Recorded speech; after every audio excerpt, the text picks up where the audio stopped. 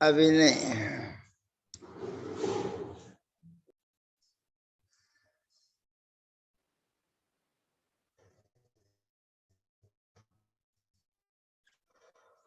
हम और आप दिगंबर जैनाचार्य श्री पूज्यपाद स्वामी विरचित जैनेन्द्र व्याकरण जैनेन्द्र महावृत्ति का अध्ययन कर रहे हैं। और इस जैनेन्द्र महावृत्ति के अध्ययन में अजंत पुल्लिंग प्रकरण हमारा चल रहा है। अकारादि के क्रम से अब औ ओकार हमारे बीच में है, ओ शब्द हमारे बीच में है। गो शब्द के अंत में ओ शब्द है, ओकारांत शब्द है। ओकारांत शब्द से सु आदि विभक्तियों के आने पर नई प्रक्रिया हमारे बीच में प्रारंभ होने जा रही है। गो शब्द से सी,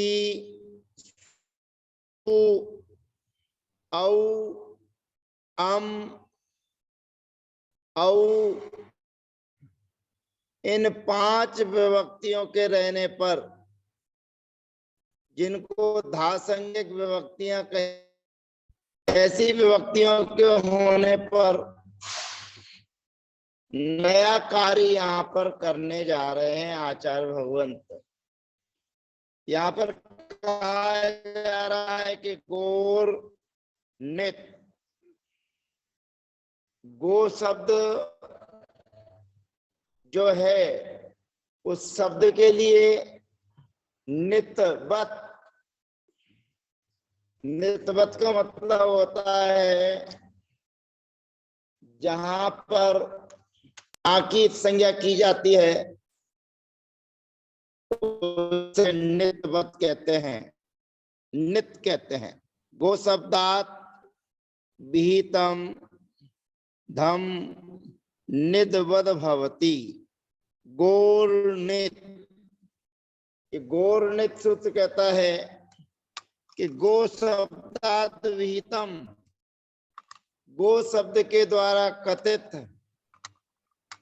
जो धम धा विभक्ति है वो निदवद भवति। निदवद भक्ति का मतलब होता है कि ना का जहां पर लोप हुआ है उसे निदवत कहते हैं। निदवत होने का कार्य आगे के सूत्र के माध्यम से दर्शाया जाएगा। यहाँ पर उसको निदवत किया जा रहा है, यानी कि गो के सामने जो सुविभक्ति है उस सुविभक्ति को निदवत जानना। निदवत जानने का मतलब ये है कि जो शब्द होते हैं, जो प्रत्यय होते हैं, उनमें यदि ना का लोप कर दिया जाता है इत संज्ञा करके, तो जहां ना का इत होता है, ना की इत संज्ञा होती है, उसे नित कहते हैं। अब आप पूछेंगे कि यहाँ पर किस ना की इत संज्ञा की गई है, किसका लोप किया गया है? तो यहाँ पर यद्यपि लोप किसी का नहीं किया है, ना किसी ना का लोप हुआ है यहाँ पर, फिर भी वे प्रयोग निदवत होते हैं, ऐसा जानना चाहिए। अब जब जो सुविभक्ति आई हुई थी उसको निदवत कार्य हो गया। अब निदवत जब कार्य होता है तो निदवत की तरह हमें काम करना है। उस निधवत की तरह काम करने के लिए अगला सूत्र हमारे बीच में उपस्थित होता है। अगला शब्द इस सूत्र हमारे बीच में आ जाता है और सूत्र कहता है ओताह। अब ये सूत्र जो हमारे बीच में आ रहा है, उस सूत्र के माध्यम से जो निधवत कार्य किया है, उस निधवत कार्य के करने पर आगे की प्रक्रिया क्या होती है, तो जो आपके बीच में दर्शाया जा रहा है। पूर्व में हमने नदी संज्ञा की थी, जिसको कहते हैं मुंह संज्ञा। मुंह संज्ञा करने के बाद हमारे बीच में जो विभक्तियां रहती थी, उन विभक्तियों के रहने पर हम कार्य करते चले आते थे। यहां पर भी एक नया कार्य करने के लिए जा रहे हैं। गो शब्द को नित्यवत कहने के बाद पीछे हमारा सूत्र आया था इन नित्य चाह। वह सूत्र कहता है कि जहां ना की संज्ञा की गई हो और जहां पर यहाँ की संज्ञा की गई हो, उन सूत्रों के स्थान पर ऐप आदेश होता है, यानी कि वृद्धि होती है। इस सूत्र जो आपको दिख रहा है 175 नंबर जिसमें डला हुआ है, नित्यतः सूत्र थोड़ा आगे पीछे है, बीच में जगह है जो चवर्ग का 5वां अक्षर दिखाती है, इन नित्य चाह। इस सूत्र के माध्यम से यहां पर जो शब्द है, उस गो शब्द के ओ के स्थान पर वृद्धि रूप एक आदेश होता है। ओ था, ओ को औ आदेश हो जाएगा। सूत्र हमारा है इन नित्य चाह, इन नित्य चाह। ये एक सूत्र जो आपके बीच में दिख रहा है, उस सूत्र के माध्यम से इस गो शब्द के ओ को औ आदेश हो जाएगा और औ आदेश होने के बाद स सजुसो री और विरामे विसर्जनिया। यहां पर केवल जो सूत्र हमारे बीच में आया था गोर नित, ये सूत्र तो केवल गो शब्द को या ओ वाले शब्दों के लिए नित्यवत कार्य करने के लिए आया था। नित्यवत काम करने का मतलब है कि जहां पर ना का लोप हुआ हो उसको नित्यवत कहते हैं, और नित्यवत हो जाने पर इन चाह, ये नित्य चाह सूत्र के माध्यम से औ आदेश और सजुसो री और विरामे विसर्जनिया सूत्र से पहला प्रयोग सिद्ध हो जाता है। गौ जो ऊपर बैठा हुआ है, 1 नंबर डला हुआ है, उस 1 नंबर के सामने लिखा हुआ है गौ, वो प्रयोग हमारा सिद्ध हो जाता है। उसके बाद में द्विवचन आदि में औ विभक्ति के आने पर, प्रथमा और द्वितीय विभक्ति के द्विवचन में औ विभक्ति के आने पर जो कार्य हमने अभी किया है, वही कार्य पुनः प्राप्त होता है, क्योंकि वह भी नित्यवत है, वह भी धासंज्ञक विभक्ति है। तो धासंज्ञक विभक्ति के आने पर इन नित्य चाह सूत्र के माध्यम से जो ओ शब्द है उसको औ आदेश हो जाएगा। गो शब्द में ओ था, गोर नित सूत्र के माध्यम से नितवत होगा, और ईट नित्यचाह सूत्र के माध्यम से उस ओ के स्थान पर औ वृद्धि हो जाएगी, और ओ के स्थान पर आई वृद्धि होने पर प्रयोग सिद्ध होगा।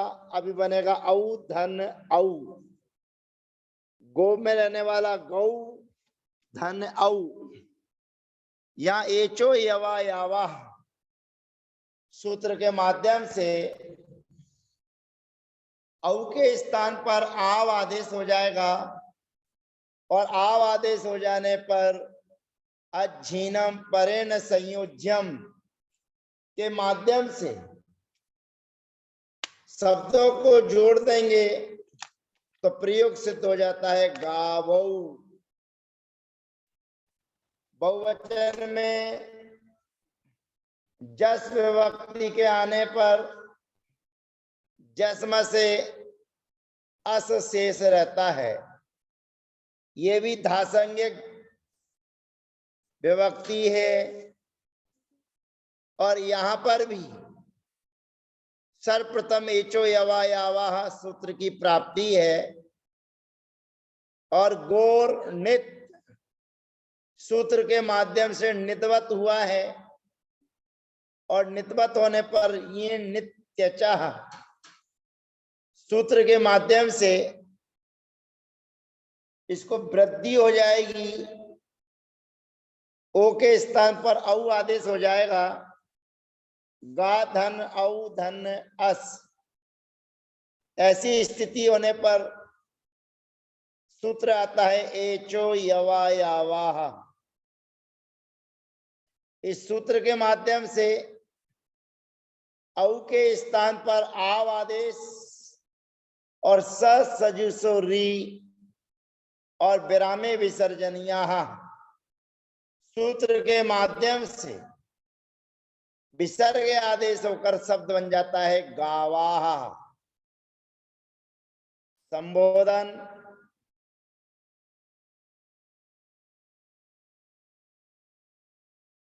इसी प्रकार की प्रक्रिया जानना चाहिए। हे गौ, हे गावौ, हे गावाह। अब द्वितीय विभक्ति के एक वचन में अम विभक्ति हमारे बीच में आती है, और अम विभक्ति के आने पर यहां पर भी नित्यवत कार्य हमें करना है। सर्वप्रथम एचो यवा यावाह सूत्र की प्राप्ति है, गोर नित सूत्र से नित्यवत भाव हमें करना है, और ये नित्यचाह सूत्र की हमें प्राप्ति है, और उस सूत्र की प्राप्ति होने पर अगला सूत्र हमारे बीच में है ओताह, अर्थात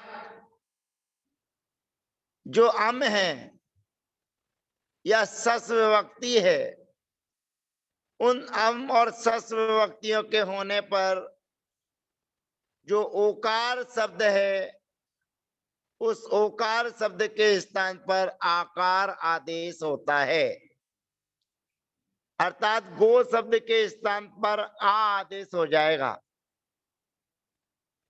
तो आ आदेश हो जाने पर प्रयोग सिद्ध होता है गाम। ओ के स्थान पर आ आदेश।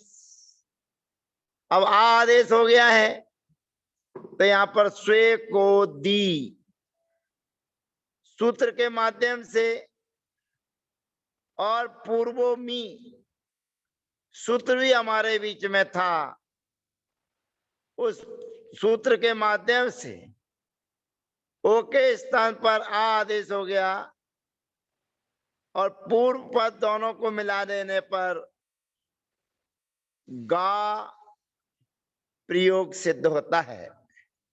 यहां पर स्वे को दी सूत्र से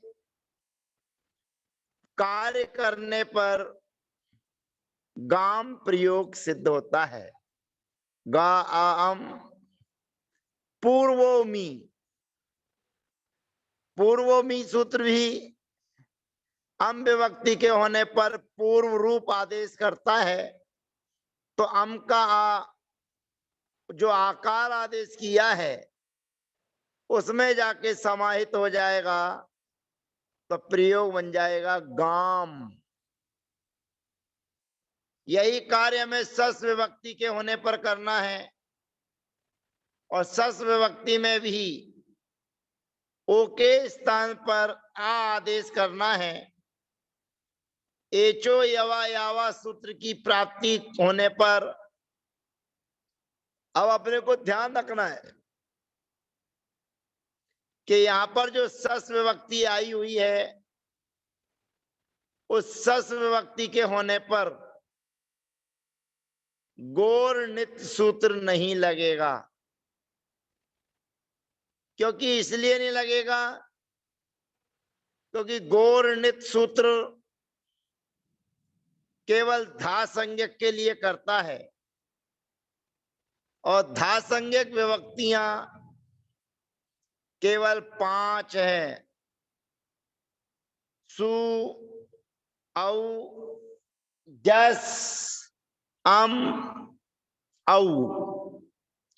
सस विभक्ति उस धासंज्ञक से बाहर है, तो धासंज्ञक से बाहर होने के कारण सूत्र हमारे बीच में बैठा हुआ है ओता। ये ओता सूत्र कहता है कि सस और अम इन दोनों के होने पर आकार आदेश होता है। तो ओ के स्थान पर आ आदेश हो जाने पर सजुसो री सूत्र के माध्यम से सा के स्थान पर रा आदेश, और विरामे विसर्जनीय सूत्र के माध्यम से विसर्ग आदेश होने पर आ यहां पर स्वे को दी सूत्र के माध्यम से दीर्घ आदेश होने पर प्रयोग सिद्ध होता है गा। तृतीय विभक्ति के एक वचन में टा विभक्ति के आने पर प्रथम सूत्र हमारे को प्राप्त है एचो यवा यावाहा।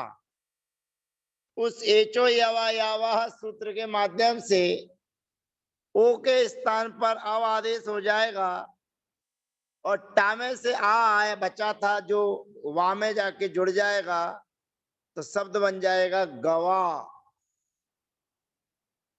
भ्याम आदि विभक्तियों में शब्द जुड़ जाएगा गो भ्याम। भिस विभक्ति के आने पर सजुसो री और विरामे विसर्जनिया शब्द बनेगा गोभी। चतुर्थी विभक्ति के एक वचन में गे विभक्ति के आने पर गा का अनुबंध लोप हो जाएगा, शब्द आता है गोधन ए। यहां पर एचो यवा यावाह, एचो यवा यावाह सूत्र के माध्यम से ओ के स्थान पर अव आदेश हो जाएगा और शब्द बनेगा गवे। भ्यस आदि विभक्तियों के आने पर गो शब्द से चतुर्थी और पंचमी विभक्ति के बहुवचन में भ्यस विभक्ति के आने पर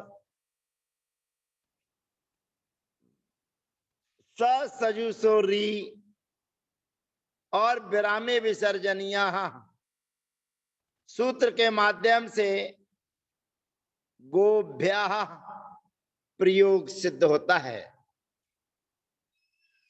पंचमी और षष्ठी विभक्ति के एक वचन में घसी और घस विभक्ति के आने पर, घसी और घस विभक्ति के आने पर गा का अनुबंध लोप हो जाएगा, और ई का अनुबंध लोप हो जाएगा, अस मात्र शेष बचेगा। गोधन अस, यहां पर भी एचो यवा यावाह सूत्र की प्राप्ति है, और एचो यवा यावा सूत्र से प्राप्त होने के बाद पूर्व में सूत्र हमारे बीच में था घसी घसो। वे घसी घसो सूत्र कहता है कि ओ के सामने घसी और घस संबंधी जो आकार है, उस आकार को पूर्व रूप एक आदेश होता है। तो घसी और घस का जो आ बचा हुआ था वो आ जाके ओ में मिल जाता है, माने पूर्व रूप हो जाता है। तो गोधन सा शेष रहा। अब सा शेष रह जाने पर अगला सूत्र हमारे बीच में आता है सा सजुसो री। सा और सजुस के स्थान पर री आदेश होता है, और विरामे विसर्जनिया सूत्र के माध्यम से विसर्ग आदेश किया जाएगा, तो शब्द बनता है गोह। ओस विभक्ति के आने पर गोधन ओस, यहां पर भी एचो यवा यावा सूत्र के माध्यम से अब आदेश हो जाएगा, और सजुसो री सूत्र के माध्यम से सा के स्थान पर री आदेश, और विरामे विसर्जनीय सूत्र से विसर्ग आदेश हो जाने पर शब्द सिद्ध होता है गवो। षष्ठी विभक्ति के बहुवचन में आम विभक्ति के आने पर एचो यवा यावा सूत्र के माध्यम से अब आदेश करने पर शब्द बनता है गवाम। सप्तमी विभक्ति के एक वचन में नी विभक्ति के आने पर गा का अनुबंध लोप हो जाएगा, गोधन ई। यहां एचो यवा यावा सूत्र के माध्यम से अब आदेश करने पर प्रयोग सिद्ध होता है गवी। और सप्तमी विभक्ति के बहुवचन में सुप विभक्ति के आने पर गोधन सु तयादेशयो, इस तयादेशयो सूत्र के माध्यम से दंत सकार के स्थान पर मूर्धन्य सकार होकर प्रयोग सिद्ध होता है गोसुहु। पूरे प्रयोग गो शब्द के आपके बीच में है, पुनः एक बार उच्चारण करते हैं चार्ट में देखकर। गौ, गावौ, गावाह, ये प्रथमा। हे गौ, हे गावौ, हे गावाह संबोधन। गाम, गावौ, गाह द्वितीय विभक्ति। गवा, गोभ्याम, गोभीः तृतीय विभक्ति। गवे, गोभ्याम, गोभ्यः चतुर्थी विभक्ति। गो, गोभ्याम, गोभ्यः पंचमी विभक्ति। गो, गवो, गवाम षष्ठी विभक्ति। और गवी, गवो,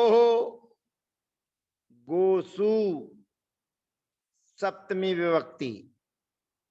इस प्रकार से गो शब्द की प्रक्रिया पूर्ण होती है। गो शब्द की तरह ही द्यो अथवा शुद्ध्यो आकाश स्वर्ग, इसके रूप भी इसी प्रकार से सिद्ध करना चाहिए। अब ऐकारांत शब्द हमारे बीच में है रई। रई माने होता है धन, सूर्य, सुवर्ण। ऐसे ऐकारांत शब्द की चर्चा हम अगले सत्र में आपके बीच में करेंगे। तब तक के लिए जय जिनेन्द्र, वंदना, सबका यथा योग, अभिवादन।